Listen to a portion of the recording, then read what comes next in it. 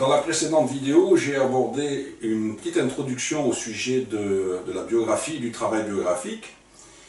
Et dans les formations que je donne, j'inclus dedans plusieurs choses, notamment toute une introduction à l'astrosophie. Et j'aimerais vous présenter de quoi il s'agit, là, pendant un quart d'heure, 20 minutes. On va se baser dans l'astrosophie. Il y a le mot astre, il y a le mot Sophia. Et dans le mot astre, il y a d'abord comment est le ciel planétaire de manière concrète, c'est-à-dire d'un point de vue classique, c'est une question d'observation avec des données astronomiques.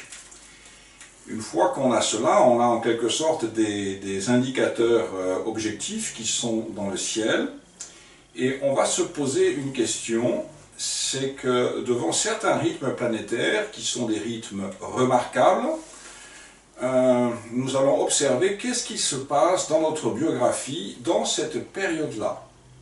Autrement dit, il s'agit, c'est notre vie et les événements de notre destin qui ont cours à ces moments-là, qui sont ces moments remarquables astronomiquement parlant, qui vont nous donner des thèmes de travail importants dans notre biographie.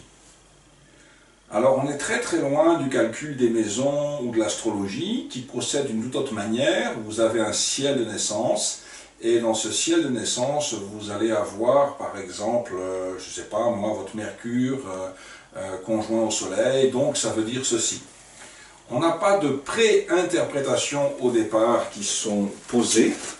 Nous devons, pour éclairer les positions planétaires, nous devons en fait nous intéresser d'abord à notre vie, qui va nous donner les thèmes importants. Et nous allons avoir dans ce registre-là des thèmes qui ont à faire avec la mission et avec la vocation, qui vient se placer avec des rythmes fondamentaux et qui ont des marqueurs astronomiques précis.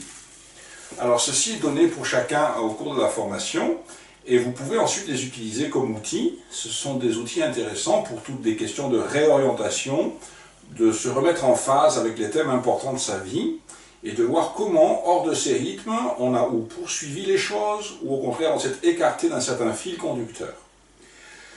Ensuite, un autre thème de l'astrosophie fonctionne toujours sur les mêmes bases, mais on va s'intéresser maintenant au ciel de naissance.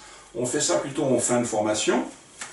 Une fois que nous avons attrapé les différents rythmes et les différents fils conducteurs dans notre vie, on va pouvoir s'intéresser dans notre ciel planétaire à quelle était au moment de notre naissance, par exemple, quelle était la position de Vénus ou quelle était la position de Mercure. Je prends ces deux exemples, c'est souvent ceux-là avec lesquels nous allons travailler. Et on va s'intéresser à la biographie de certains personnages qui ont eu une impulsion dans les sciences, dans les arts, dans la pédagogie, dans le commerce ou dans les découvertes. Des gens qui vont avoir dans leur ciel de mort les mêmes positions planétaires avec Vénus ou avec Mercure que nous dans notre ciel de naissance. Par exemple, si j'ai à 2 degrés dans la balance Vénus dans mon ciel de naissance, alors je vais m'intéresser à un personnage, je vais le chercher, il faut que je trouve, j'ai une base de données pour ça, à des personnages qui vont avoir dans leur ciel de mort 2 degrés de Vénus dans la balance. Et ça va nous donner des concomitances, des coïncidences. Alors on veut s'intéresser, c'est quoi là les qualités liées aux qualités vénusiennes. Et puis nous allons avoir par exemple des choses qui vont nous parler avec Vénus, avec les groupes humains qui ont à faire avec des dimensions spirituelles ou des familles spirituelles ou des familles d'âmes qui vont avoir des manières de développer en groupe des choses. Alors, par exemple, il se trouve concrètement, si je prends un cas, une personne qui a exactement ça, 2 degrés dans la balance, a passé beaucoup d'années dans sa vie, avec cette Vénus-là de naissance, a travaillé dans des groupes thérapeutiques avec une orientation spirituelle, en vivant sur place, en vivant au sein même de ces petites communautés. C'était une activité importante pendant beaucoup d'années. Et si on cherche pour cette vie-là concrète, quelqu'un qui est mort avec 2 degrés dans la balance au même endroit, Eh bien, dans l'Antiquité, on va trouver par exemple François d'Assise. Alors, François d'Assise avait une Vénus à un certain endroit au moment de sa mort. Et François d'Assise n'a eu de cesse de chercher à former des communautés parfaites, au sens d'un idéal religieux possible, sans jamais forcément y arriver, avec un lien très fort avec la nature. Alors ça, c'est juste pour commencer d'évoquer des choses. La personne là que j'ai citée avait par exemple, la seule biographie qu'elle a étudiée dans toute sa vie, c'est justement celle de François d'Assise. Or, il se trouve qu'elle a exactement la même position, d'un côté de naissance pour elle avec Vénus, et d'un autre côté dans le ciel de mort, avec François d'Assise. Alors on commence à concevoir que le cosmos n'est pas une chose abstraite, mais que les gens, pour autant qu'ils aient eu une vie, disons, au service de l'humanité, vont pouvoir déployer au moment de leur mort, dans un endroit du ciel, une signature dans laquelle tout ce qui est de nature vénusien a été comme laissé en dépôt pour l'humanité, pour faire progresser l'humanité. Et nous-mêmes, quand nous venons au monde, possiblement, nous avons besoin de ces qualités qui ont été déposées dans le cosmos de la Terre, et nous allons nous les incorporer pour, en quelque sorte, pouvoir mener à bien une des missions ou une vocation avec laquelle nous allons passer des choses, des moments très importants de notre biographie, avec des recherches importantes.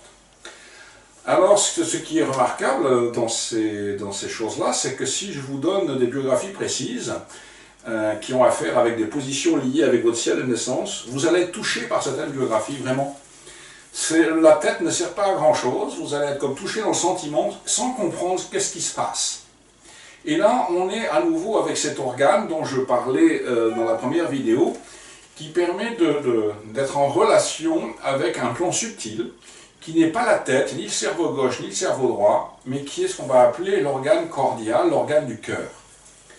Et cet organe du cœur est toujours en train de prendre les choses d'un point de vue global, d'un point de vue périphérique, avec une forme de conscience qui n'a rien à voir avec l'analyse, c'est-à-dire le focus intellectuel, mais au contraire, quelque chose qui s'est défocusé complètement et qui attrape les choses à partir d'une globalité et d'une forme de conscience qui se tient et qui éclaire le singulier à partir d'une périphérie qui forme un tout.